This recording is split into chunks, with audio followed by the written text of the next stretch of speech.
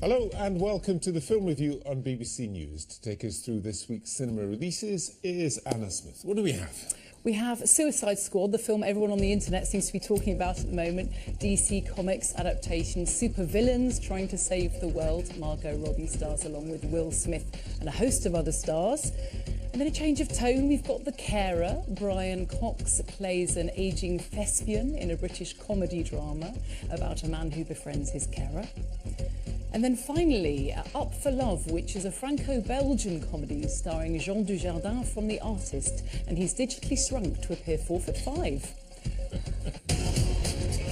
Right, we'll get on to that delight in a moment. But Suicide Squad, a lot of people want to see this. They do indeed, and there's been a lot of talk recently about the fact that a number of critics have hated this film and the fans are up in arms. I'm somewhere in the middle. I found it vaguely disappointing, although it has some merits. So the setup is that the government want to sort of face up to a new enemy, and they think the only people they can really use are these super villains who are kind of holed up in high security prisons. Will Smith is one of their number, Deadshot, he's a hitman, and there are also a number of people with supernatural powers. I almost lost count of the number of people in Suicide Squad. They're all gathered together and they're given lots of weaponry and sent off into sort of guaranteed danger. Let's have a look at a clip. Injection you got. It's a nanite explosive. It's the size of a rice grain, but it's powerful as a hand grenade.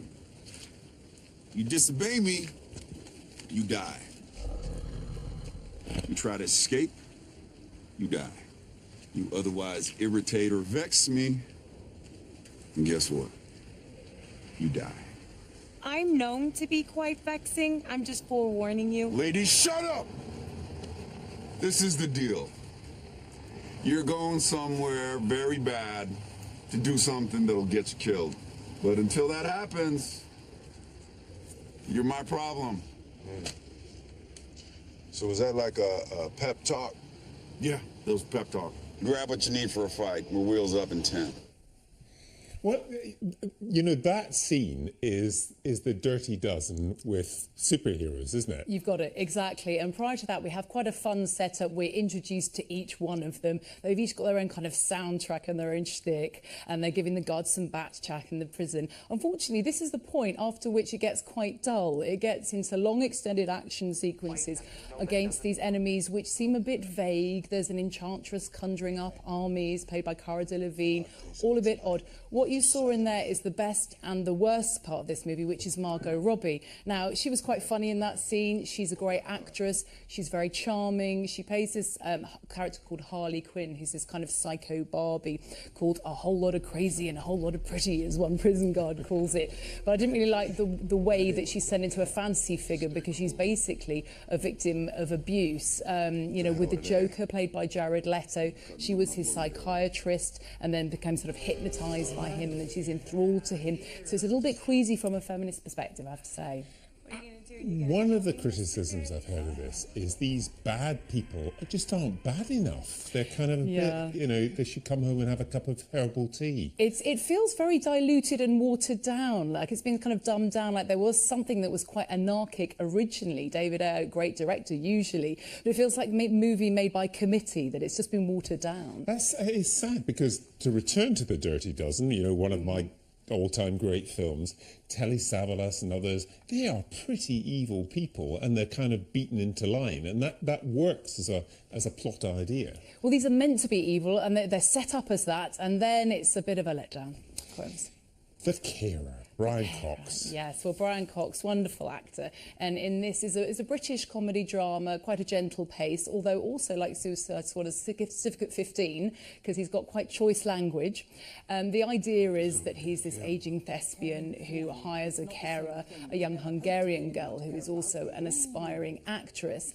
And the two form a really quite touching bond. The nice thing about this is you often see these films in the grand mansion and there's a romance. Well, this is a platonic friendship. friendship, and this is a man who's absolutely vile to his family, played by Emilia Fox, is his daughter, and Anna Chancellor plays his former lover, but a rather sweet friendship develops. It's really a showcase for Brian Cox's talents more than anything. I mean, he's wonderful. You can't be bad about Brian Cox. He's brilliant. He's one of the best things to come out of Dundee since Marmalade, frankly. He's excellent. It really is his show. I mean, there's some clunky dialogue, some really obvious exposition in here, you know, some poor setups. But, you know, every time he's having a little soliloquy, he's fantastic. One of the things about, I mean, the film's about growing old, which happened to us all, the sort of on Golden Pond best first, you know, Marigold Hotel and so on.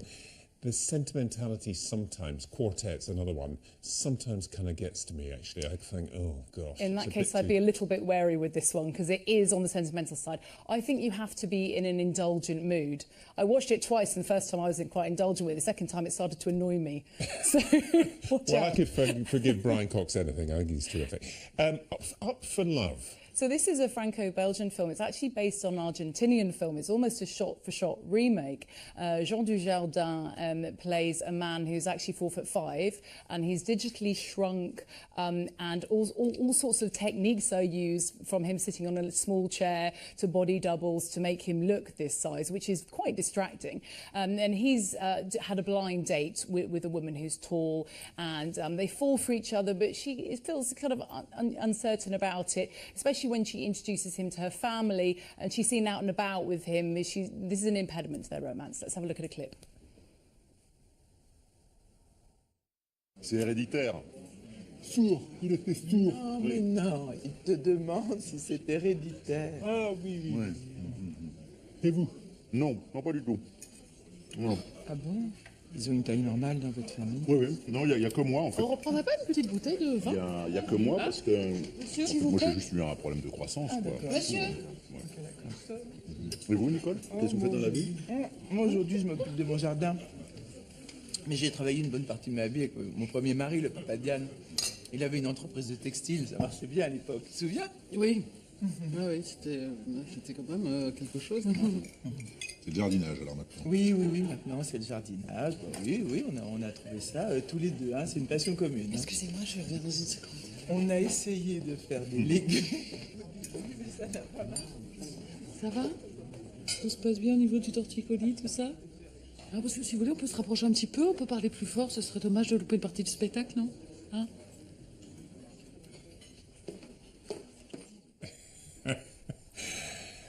Of course, the unspoken joke there is everybody thinking about a film like its size does matter, actually, and it certainly matters to her. Yes, and it's quite brave in that it does examine that. She's saying, well, you know, I love you, but I dreamt that my Prince Charming would look a certain way and be a certain way.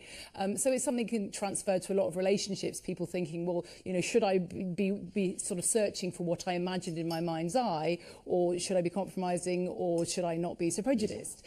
And being French, it can be quite un-PC about that.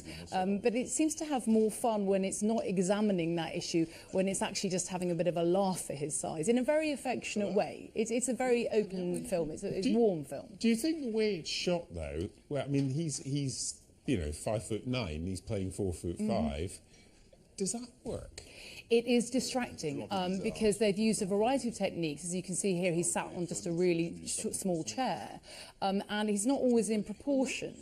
You know, it's very, very difficult with visual effects to keep the consistency because they're using a variety of things. So actually, I felt, why not, in the spirit of the movie, cast someone who's actually 4'5". You know, if they had a Hollywood remake of this, perhaps Peter Dinklage or someone would be fantastic, because it just seems a bit of a waste. Well, you did point out it's not entirely politically correct, and you know, you would find it very difficult to cast a white actor as Othello anymore. That just would be very, very difficult, and yet somehow you can get away with this, and well, I don't know. That's it. It's an interesting question. Anyway, The Commune. Yeah. The Best of the Commune. week. I love this film. So Thomas Vinterberg, Danish director who did Festen and The Hunt, is a tremendous director. This is a slightly lighter film. This is about life in a commune in the 1970s, which he should know about because he grew up in a commune in the 70s. And there's a teenage girl that kind of represents his character, I think. It's not from her point of view, it's from the adult's point of view.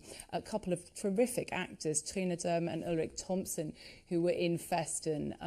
They play a couple who inherit this house and they're a bit bored and they think, let's just have a commune. She's a newsreader, interestingly, and the two of them then decide to kind of throw the doors open to friends and hippies, but it has its cost. It's a funny, light film in many ways, but in terms of the depiction of her relationship with him, it gets quite dark and quite interesting as she kind of struggles to live up to the ideals that she's trying to live by, kind of this idea of free love, but can she actually do it? A commune with a newsreader is my idea of hell, actually, to be honest. But that kind of setup was actually quite common in North Germany and in Denmark in the 70s, in the period to which it, relates. That's right. I mean, it's treated as quite normal. I think it's very interesting insight into the time. And we might look now and think it was all about bed hopping, but actually, according to Thomas Vinterberg, it's more about just communal living and, all sharing meals, sharing their lives together, sharing money, it's a very hippie ideal.